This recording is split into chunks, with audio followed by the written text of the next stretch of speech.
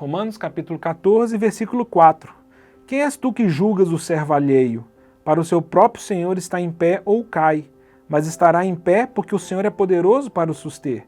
Um faz diferença entre dia e dia, outro julga iguais todos os dias. Cada um tem opinião bem definida em sua própria mente.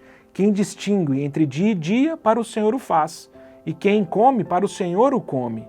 Porque se vivemos, para o Senhor vivemos, se morremos, para o Senhor morremos. Tu, porém, por que julgas a teu irmão? E por que tu desprezas o teu? Pois todos nós compareceremos perante o tribunal de Deus. Nós vivemos em uma época de muitas possibilidades doutrinárias e teológicas. Ao se multiplicar o acesso ao conhecimento e à informação, múltiplos caminhos de interpretação bíblica também foram surgindo. Ao tentar compreender a expressão e a revelação de Deus, eu e você podemos ir para caminhos opostos. Um crê na teologia da aliança, outro é dispensacionalista, um acredita na teologia das múltiplas alianças e por aí vai. E isso faz com que interpretemos questões como dízimo, sábado, sacerdócio ou ritos de formas bem diferentes. Veja bem, é muito importante que você tenha clareza no que você crê.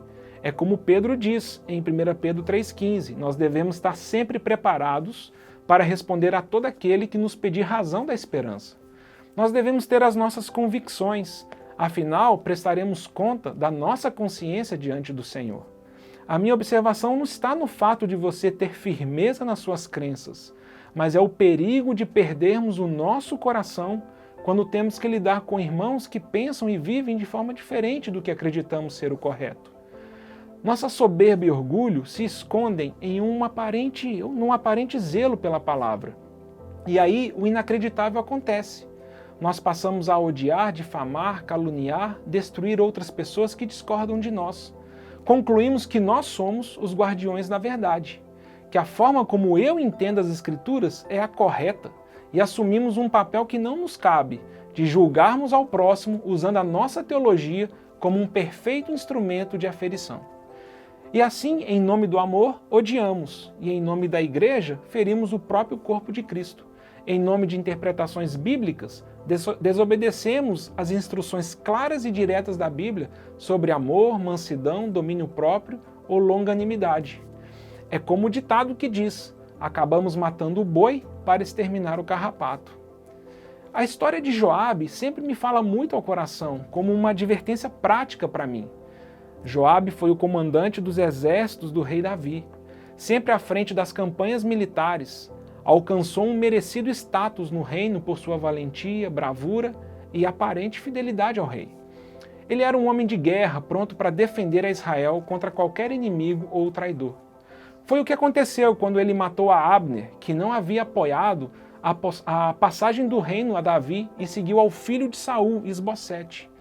Da mesma forma, quando Absalão tentou usurpar o reino de Davi, colocando Amasa como seu comandante, Joabe não hesitou quando com uma mão segurou na barba de Amasa para o beijar e com a outra mão enfiou a espada no seu abdômen, derramando no chão as suas entranhas.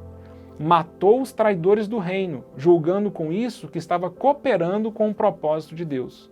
Mas leia com atenção o final da história de Joabe.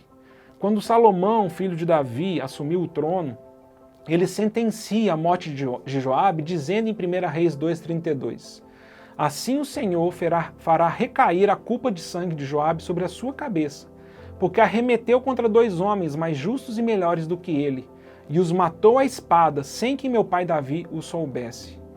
Joabe não perguntou ao rei o que deveria fazer.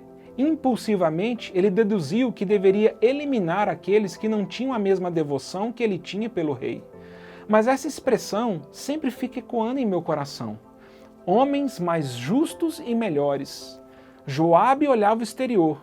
O Senhor Deus, no entanto, olhava o interior. Esse é um importante conselho que Paulo dá em 1 Coríntios 4,5, quando ele diz, nada julgueis antes do tempo, até que venha o Senhor, o qual não somente trará à plena luz as coisas ocultas às trevas, mas também manifestará os desígnios dos corações. E então, cada um receberá o seu louvor da parte de Deus. Cuidado, você pode estar desprezando pessoas por causa da doutrina diferente da sua, mas que podem ser mais justas e melhores do que você. Eu fico pensando no tribunal de Cristo. Será que naquele dia o Senhor avaliará qual é a nossa cartilha teológica? Será que seremos avaliados pela doutrina certa acerca das coisas? Será que aquele que sonda mente e coração está interessado em conhecimento ou em obediência? Em informação ou em formação de caráter? Será que o Senhor está preocupado em religião ou realidade? Assim como aconteceu com aquela figueira à beira do caminho de Jerusalém, um dia também o Senhor Jesus se aproximará de mim e de você para colher os frutos que foram produzidos ao longo da nossa história. Será que encontrará o que procura para comer ou encontrará apenas folhas de uma vida que não aprendeu a viver? Porque importa que todos nós compareçamos perante o tribunal de Cristo, para que cada um receba segundo o bem ou mal que tiver feito por meio do corpo. 2 Coríntios 5:10.